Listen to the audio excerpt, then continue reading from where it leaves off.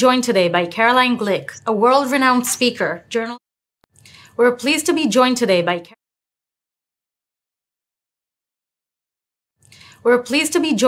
Caroline Glick, a world-renowned speaker, journalist, author, and expert on the Arab-Israeli conflict, a former IDF officer and graduate of Columbia University and Harvard University. Caroline is a prolific writer and the author of the books The Israeli Solution, A One-State Plan for Peace in the Middle East, and of Shackled Warrior, Israel and the Global Jihad. She's a senior columnist at Israel Hayom and a senior fellow for Middle Eastern Affairs at the Center for Security Policy in Washington. Millions of people throughout the world have read Caroline's insightful commentary. Caroline, thank you so much for joining us. Can you please share with us how you view the historic San Remo Conference and its connection to the ongoing struggle of the Jewish people to assert their legal, historical, and moral claim to the land of Israel?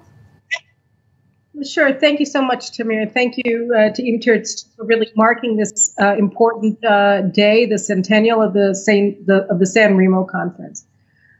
Because I think that the main significance of the San Remo Conference from an Israeli perspective, from a Jewish perspective, is that it demolishes the entire concept of competing narrative. And, you know, we've heard for many years that there are competing narrative about the Israelis and the Palestinians, not to mention Israel and the Arab world as a whole.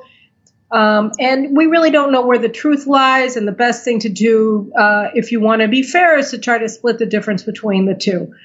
Because what the San Remo Conference did was it recognized a basic truth. It shows that there is a basic truth. And you saw an instance of the entire world community, such as it was in 1920, agreeing what the truth was, and I think that that's very important in the world that we live in today. The Palestinian narrative of their conflict with Israel today is the same one that they've had for the past 100 years. They say that the Jewish people are strangers in the land of Israel. They say that we are today, and we were in the past, and we always will be colonialists with no roots that were sent to Palestine for no particular reason, except for a desire to dominate the Palestinians, the natives. In other words, the narrative of the Palestinians for the past 100 years has said that the Jewish people are thieves and that we stole the land from its rightful owners and its occupants. The San Remo Conference exposes that this isn't a legitimate narrative. It's just as good as our narrative. It shows that it's a false narrative. It's a lie. You know, lawyers think that it's a problem that the San Remo Conference didn't have a map. When they said that the British mandate for Palestine committed the British Empire to implement the Balfour Declaration that called for the reconstitution of the Jewish homeland, of the Jewish Commonwealth in the land of Israel, it didn't include a map of exactly what they were talking about. But the reason that they didn't include a map is because everybody knew what they were talking about.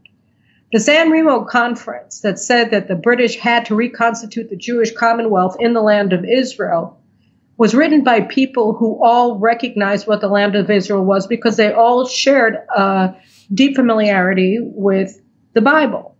And the Bible says that the borders of the land of Israel are the borders between present-day Jordan and Iraq, Mesopotamia. This was then discussed or set out explicitly in the mandate from 1922, where they said, in fact, that the border was between Palestine and Mesopotamia. So they saw the borders of the Jewish Commonwealth that the British were required by the conference, by the San Remo Conference, and later by the mandate of the League of Nations to implement. They saw that Jewish Commonwealth as a reconstitution of the biblical land of Israel. So this gets us to the truth. What is the truth? The truth is that the truth that was recognized by the entire world community is that the land of Israel belongs to the Jews. The Jews are the natives of the land.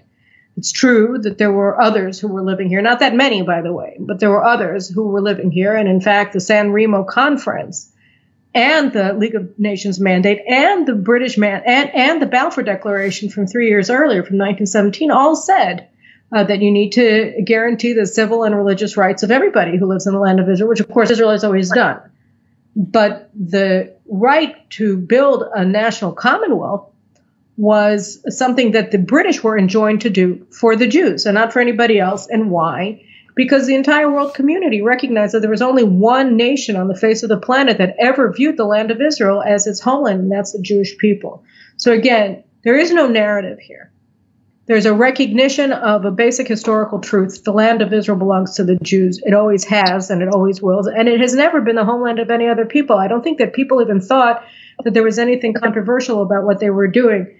Even the Emir Faisal, who ended up becoming the first potentate in Transjordan, which became Jordan in 1946, made a deal. He accepted the San Remo Convention, and he accepted the mandate because he too didn't think that it was controversial that the Jewish Commonwealth was going to be reconstituted in the land of Israel. He wanted to get his share. He was supposed to get Syria and ended up getting the booty prize of Transjordan. But he didn't have a problem with that. He didn't think there was anything wrong with it. It wasn't controversial. It only became controversial later on, actually, not later on. At that time, in 1920, when you had Mufti of Jerusalem, Haj Amin al-Husseini, who was a rabid anti-Semite and later became a Nazi during World War II, he was a father of Palestinian nationalism. And he began developing, particularly from 1930 on, a concept of an identity which he never viewed, by the way, as localized to the land of Israel. He saw it as pan-Syrian, of the Arabs of the land of Israel, and that they were in fact the natives. But there was no historical record of that. To the contrary, one of the most interesting things that I came across in my research for my book, The Israeli Solution: A One-State Plan for Peace in the Middle East, was a leaked document from the Palestinian Negotiation Support Unit. It was part of what were called the Palestine Papers. They were sort of like WikiLeaks, but they were specifically about PLO documents for the negotiating team with Israel that were leaked to Al Jazeera and The Guardian. And in this particular memo, was sort of a frequently asked questions, an answer to a frequently asked question of why it is that the Palestinians won't recognize Israel as a Jewish state. And the answer was very revealing. They said that they couldn't possibly recognize Israel as a Jewish state because doing so would require them, would sort of encapsulate a recognition of the truth of the Jewish roots to the land of Israel. And if they recognize the Jewish roots to the land of Israel and the fact that the Jews are native to the land of Israel and not colonialists, then they also have to recognize, for instance, that the legitimate rights to Judea and Samaria, which is, of course, true under the Articles of the Mandate as well, that the Judea and Samaria are part of the national homeland of the Jewish people, and that the Jewish people have national rights to Judea and Samaria, so that their entire narrative would fall apart. If they simply recognize the basic fact that Israel is a Jewish state, then their entire tower of lies was going to disintegrate almost immediately. Now, this then brings us to where we are today, and why is it that there is an enduring importance to San Remo? And that is really for the same reason that nobody's really thought that much about San Remo for the past 70 years. There hasn't been a lot of talk about San Remo over the past 70 years since Israel was established. And the reason for that, again, is part of this deliberate concept of narrative history, that you can have different versions of the truth, that there is truth to the Palestinian narrative, that Israel is built on stolen land, that the Jews are colonial occupiers of somebody else's homeland. You see, they try to hide, and they still do, they try to hide the historical truth by doing a number of things. One of the things is by waging essentially a diplomatic and political war against Israel, and they've been waging this since 1920. And the diplomatic basically to replace truth with international organizations, so that you get a stamp of approval from the U.S. or from UNICEF, from various world organizations, that tells you that the truth isn't important, history doesn't matter. We're going to pass thousands of resolutions saying that Israel is a piratical state, that the Jews are colonists, that they don't have any right to their ancestral land, and that's going to build up this huge pile, this mountain of evidence that you have a basis in truth for your narrative. But that's not true. So that they've built up this entire edifice of lies that they claim as truth by relying on international organizations that are themselves corrupt. So that's the enduring importance of San Remo, and that's why it's so important to return people's attention to this founding document that really was a mandate for the Jewish state. And it also tells us something else that I think is important for us as Jews, as activists who care about fighting for Israel to understand. You know, there were two very important episodes that occurred almost at the exact same time in 1920. On the one hand, in April, you had the San Remo Conference, and I think in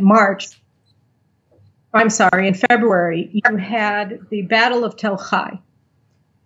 And really, since then, there have been two sort of warring factions. War is too strong of a term, but rival factions in the Zionist movement. You had, on the one hand, the diplomatic Zionists, and on the other hand, you had the pioneering Zionists. And each side sort of has continuously argued, till this day, actually, that the other one isn't important, and what's really important is what we do. So you had people like Jabotinsky during the Battle of Tel Hai, who said, well, no, we shouldn't be fighting for Tel Hai because it's actually part of the French mandate, and we don't want to get in trouble with the French. And Tel Hai was an agricultural community in the Upper Galilee, right on the border of Lebanon. And the Jews who were there, who were building the community there, were attacked by Arab gangs from surrounding villages that were trying to destroy them. And were led, the Jews who were defending Tel Hai were led by the Jewish hero Joseph Trumpeldor. And so there was an argument, or really a series of debates that took place in the Zionist executive in Tel Aviv about what to do about Tel Hai, because you had this community that was besieged. And should we stand and fight for it, or should we just walk away and save the lives of the young people who were there? And Vladimir Jabotinsky, Zev Jabotinsky, the head of the revisionist Zionist movement, was of the opinion that they shouldn't fight for Tel Hai because they didn't have that international mandate for Tel Hai that they had for other parts of the land of Israel, and therefore it wasn't worth fighting for because you didn't have the diplomatic privilege. But in the event, the Battle of Tel Hai became an epic battle in the Zionist ethos, and it was the basis for the empowerment, for the inspiration, generations of Jews in the land of Israel and outside of it ever since. The extraordinary courage and bravery of the fighters, and particularly of Trumpeldor, who died there, have served as an example for Jews in Israel and around the world ever since. And it was an epic and important moment in developing the pioneering ethos for Israel, that you have to build the land with your hands and you have to pay for it with blood. And on the other hand, you had 2 months later, you had this extraordinary diplomacy, the San Remo Conference, where we did have all of the powers of the world getting together and saying to the British Empire, that had just been the main victor in World War I, now you are legally required to develop the land, to open it to Jewish settlement, to open it to Jewish immigration. So this is 2 months after Tel Hai. And a lot of people actually say that the Battle of Tel Hai had very important consequences for international opinion going into the San Remo Conference, so that they worked together. On the one hand, you had Jews who were fighting and they were building. On the other hand, you had Jews who were in the international arena arguing the case for the reconstitution of the Jewish homeland in the land of Israel, along the lines of vision for getting an international mandate to rebuild the country, to rebuild the Jewish state. And they work together all the time. And when we look at the diplomatic war that's been ongoing ever since, we understand that one of the reasons that you can win a diplomatic war is because you are developing facts on the ground. But as we saw in places like the Gaza Strip, where you saw the destruction of 26 Jewish communities in just a week in 2005, as if they hadn't been there, because there wasn't international support. And by the way, there wasn't a clear understanding domestically of how important they were for Israel's national security, unfortunately. But there wasn't a wellspring of international recognition of Israel's right to be in Gaza and why we had to be in Gaza. You saw that no matter how extraordinary your settlement enterprise is, if it's not backed by diplomatic recognition and diplomatic support internationally and also among Jews ourselves, then you're going to have trouble surviving. And this is really the word for the wise for the Jewish communities in Judea and Samaria, because the more international recognition you have for the right of the Jews to be in Samaria, the more secure the communities are, and the better able Israel as a whole is in the long run in terms of maintaining both sides. You need to settle, you need to build, you need to fight, and you need to defend internationally. Getting international recognition, developing those ties with the international community, recognition of the historic truth of the Jewish attachment to the land of Israel as our homeland, all of these things have to work together. You can't have one without the other. And so San Remo was a significant and really singular moment in the history of the reconstitution of the Jewish national home in the land of Israel, because again, what you had was a wall-to-wall international recognition that this is the land of the Jews. And yes, there are other people here, but you dig a half a centimeter under the ground and you see visual evidence of thousands of years of Jewish presence and Jewish settlement of the land of Israel in every single corner of this country. So I think they recognized this at San Remo. They didn't think in terms of narratives in 1920. And I think that we have to restore that common sense and that basic recognition of reality in our dealings with outsiders today. We have to be willing to make the case for Israel because we have truth on our side, the same truth that the San Remo Conference participants recognized. And we also have the Zion pioneering ethos and the settlement movements inside of Israel that have settled this land. And we have today a thriving 72-year-old state on this land. And so all of these things work together. And without one, the others become weakened and under duress. So I think it's and under threat. So I think it's very important that we recognize this, we celebrate the centennial of the San Remo Conference, and that we teach about it to everybody that we come in contact with, because again, it obliterates the central claim of the Palestinians. Thank you for that. That was fascinating. If I can just add one more question. So you were mentioning, our achievements and about our national rights. And so in 1920, the nations of the world recognized that history and those national rights as a self-evident truth, because it is. And the truth is a really good product to sell. If you think about what people sell in the business world, you have people who sell air. But I think that what's really important is for us to be armed with the facts. The more you know, and the more conviction that you have in your knowledge, and in fact, your conviction itself comes from the depth of your knowledge, the easier it is for you to make the case for Israel, and the more convincing you are. Yeah, I'll just share a very short story with you, which is that I don't know how many years ago, maybe a decade ago, I was giving a speech at a university, and it wasn't a large speech. It was to a seminar. And there were only supposed to be, 50 or 60 people in the room. And it was a small, not a small, but it was a very large room. And suddenly there were about 150 people there, and most of them were dressed in a way that would indicate that they were hostile to Israel. And the professor invited me. I was actually pretty scared. And I began my speech, and I wasn't interrupted once.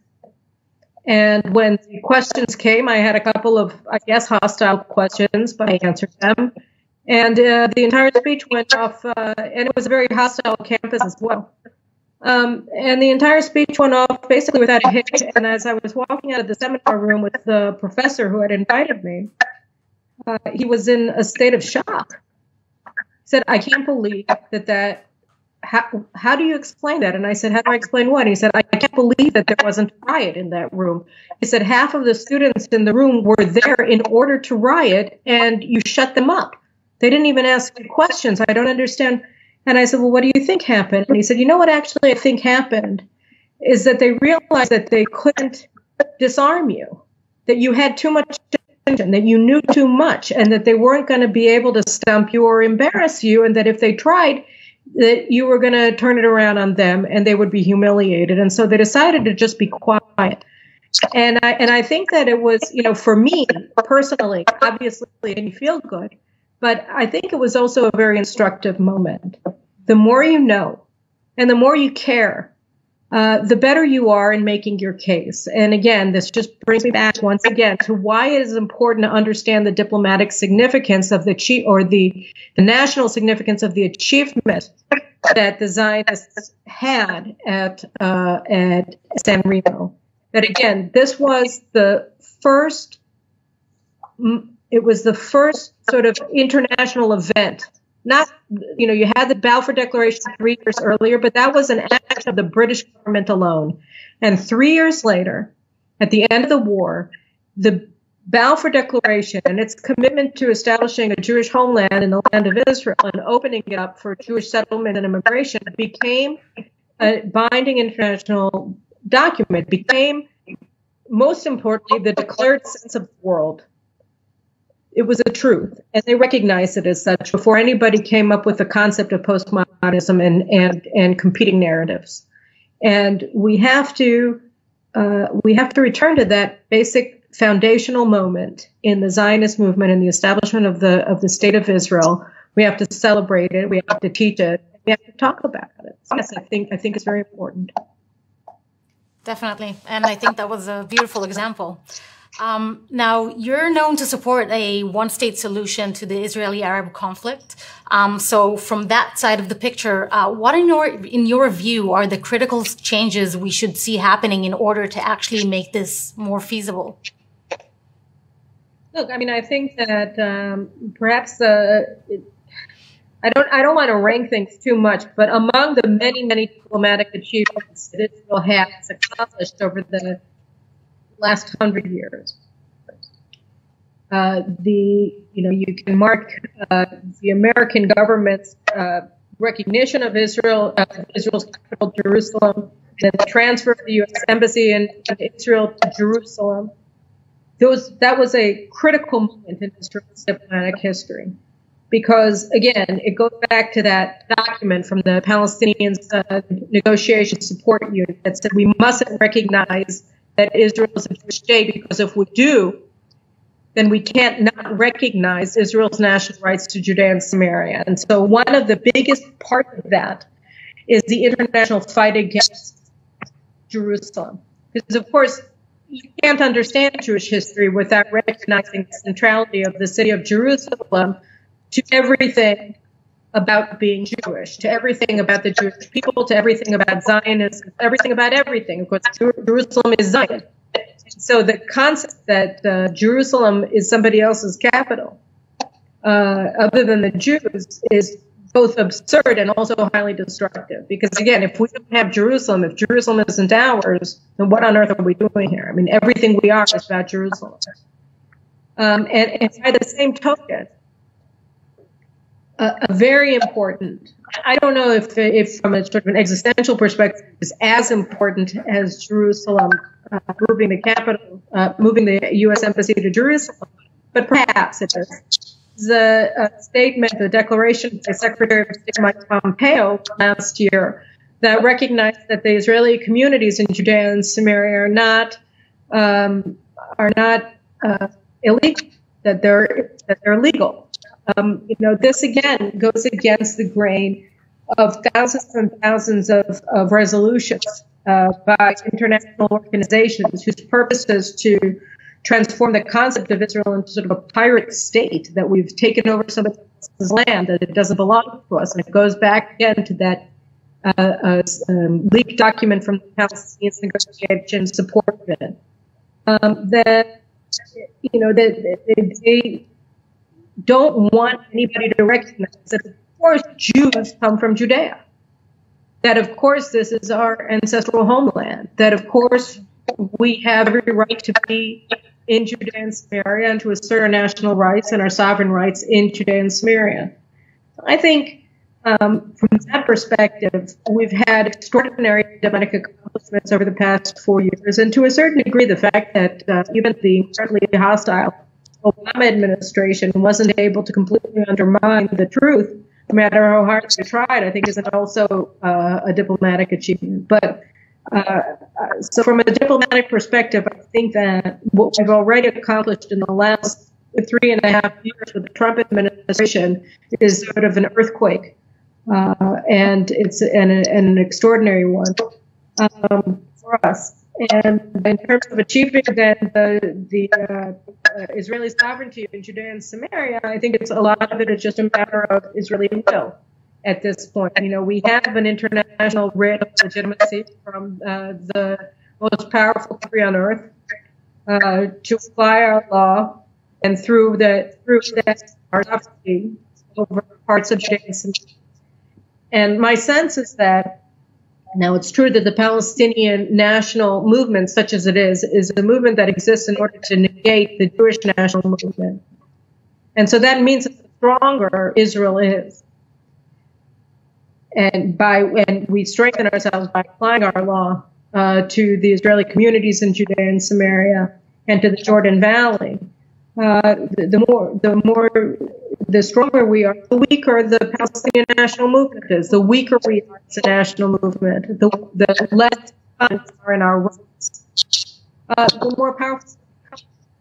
So I think that we're going to see an ebb of the Palestinian national movement, which again is based on and a negation of Jewish identity, Jewish history, Jewish rights. It's an inherently poisonously anti-Semitic effort. So I think that it's what we, when we see the weakness of the Palestinian national movement, are going to strike the iron as hot and decouple the Palestinian people, the Arabs who live in Samaria, from the PLO, or we're going to continue to save the PLO to fight another day, to get until we're weakened in another way, and maintain their campaign against us. Because I think that by applying to Jordan Valley, the Israeli communities in Judea and Samaria, as the Trump plan foresees in the first stage, this isn't the end, not in the Trump plan than anywhere else. You set things in motion that can bring about the assertion of Israeli law throughout all the areas of Judea and Samaria that we need in order to secure our national and strategic interests in the long term. Wow. I couldn't agree more on your last example. Thank you, Caroline, for this wonderful and fascinating talk, and Yashar Koach. Hope to see you again. Yashar Koach to you, Im Tirtzu, and all the students, and not only here in Israel, but also abroad, who are fighting a very difficult battle for the justice of the Jewish people, the Jewish state. You should have all the support you need, and you should have success, because your success in Israel and outside of Israel is the success of the Jewish people. Thank you very much. Amen. Toda.